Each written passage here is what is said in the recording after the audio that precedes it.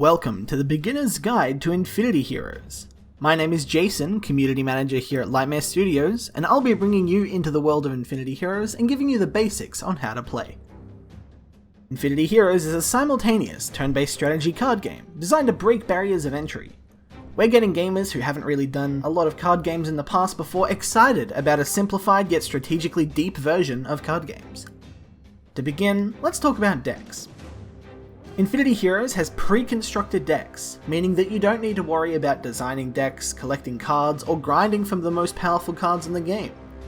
Each deck contains units, abilities, a hero power, an ultimate unit, and an ultimate ability. When you go into a game, you'll select 3 decks that you have access to, and those will be the decks that you play for that game. You'll also select 1 Relic, and I'll talk about these later. When you begin, you'll draw 4 cards, drawn as a mix from your hero lineup.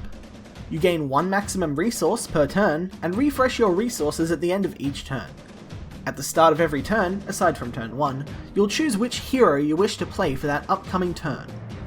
The hero you choose will affect which cards you draw that turn, as you only draw from your active deck, as well as which hero power, ultimate unit, and ultimate ability you have access to.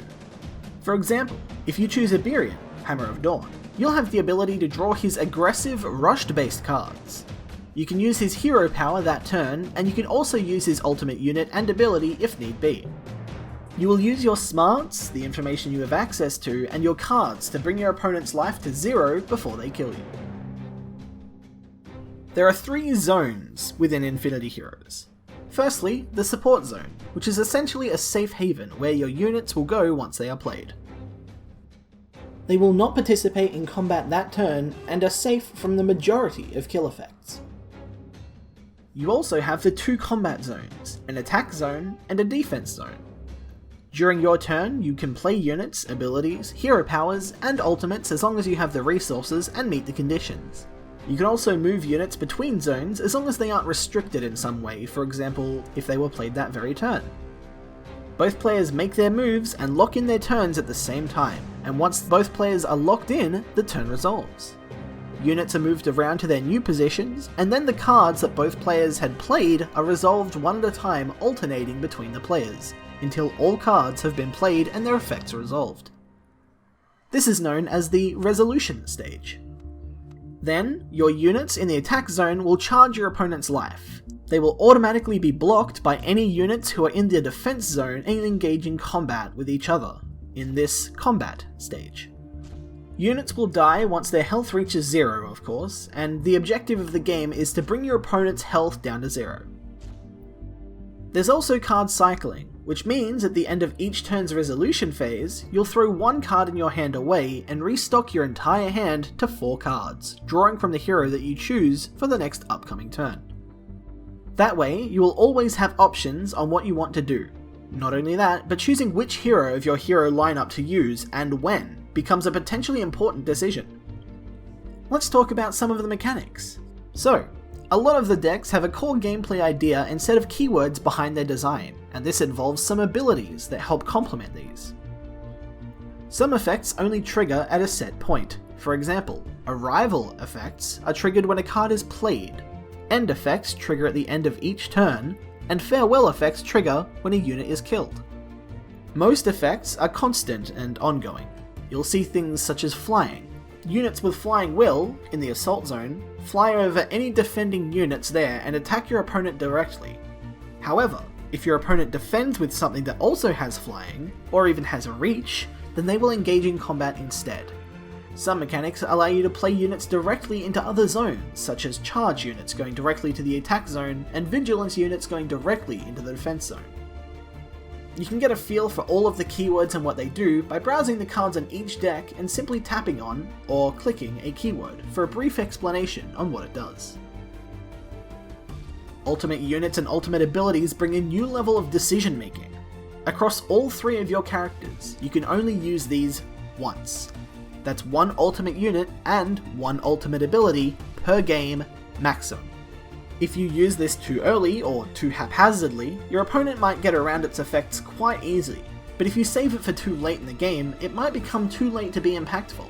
so make sure you have a good idea on when specifically you wish to use these, and be ready to pick the associated hero that turn in order to have access to the ultimate card that you wish to use. Iberian's Call the Crusade might be a great way of applying a lot of offensive pressure with minimal chances to react, but a decently buffed defender or an unexpected source of damage might waste your entire play, and the ultimate ability would just be gone completely. Alternatively, playing as Candid, even in a losing position, a well-timed mass death might be just the thing you need in order to take all of your opponent's best resources from them. Combine that with some farewell effects and you can swing the game into your advantage in a single turn. Aside from heroes, relics are another thing that would allow you to change the shape of your game plan. These relics will rotate out after a set amount of time as a way to keep the game fresh and avoid a stagnating metagame.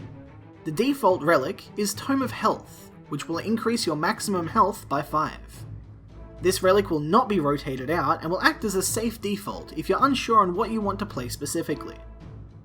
There's other relics that will help increase your starting resources, buff up an early unit of yours, or do something crazy and unexpected.